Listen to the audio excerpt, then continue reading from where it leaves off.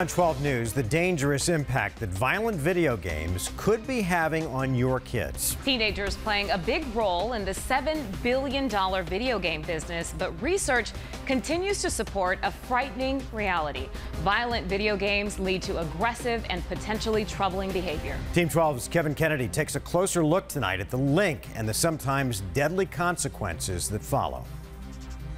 The information and evidence continues to grow. Many experts convinced violent video games have a negative impact on teenagers. They become isolated, temperamental, and aggressive. The concern so high, some cities actually want to ban the sale of violent video games. Many worried the impact on a yet developed brain could lead to violence.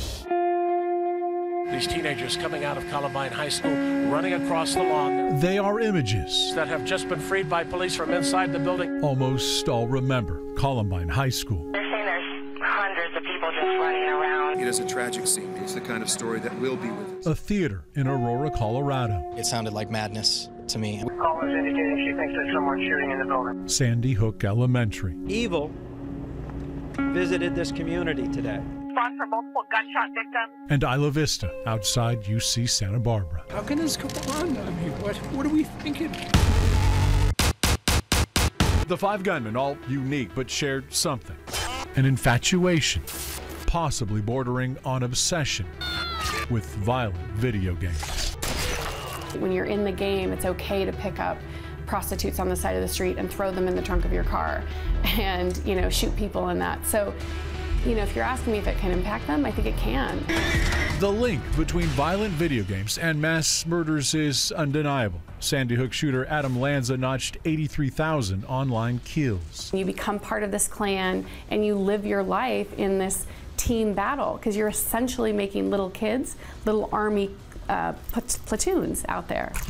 In the world of virtual violence, death is all around. The bloodier, the better.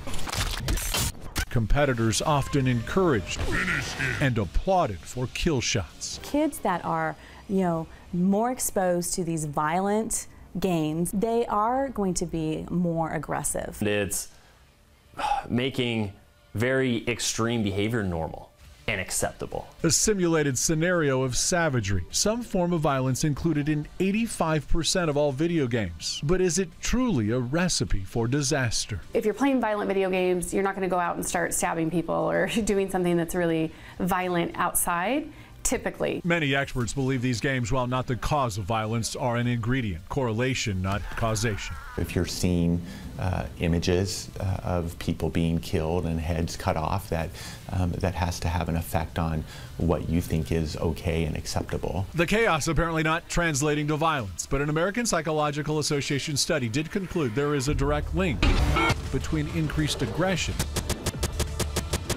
and these games. It goes into forms of bullying because kids are desensitized. They don't see what the big deal is. In that moment, when the gamer is shooting and killing, the euphoria felt is scarily similar to this real-world violence. When they're in that moment, their heart rate is increasing just as if they were in a real battle. Extended exposure can also lead to a decrease of empathy and sympathy. If these kids are constantly being bombarded with these images, it really doesn't help them when they're in interactions with other people. And while the chance of violence acted out is microscopic, ask what's the benefit to a kid playing this. Experts say use the ratings on video games as a guide, but watch them first, then decide if you want your child playing them. And while there is no direct connection between violence and video games, our experts agree it does give them a false sense of reality. Kevin Kennedy, 12 News at 10.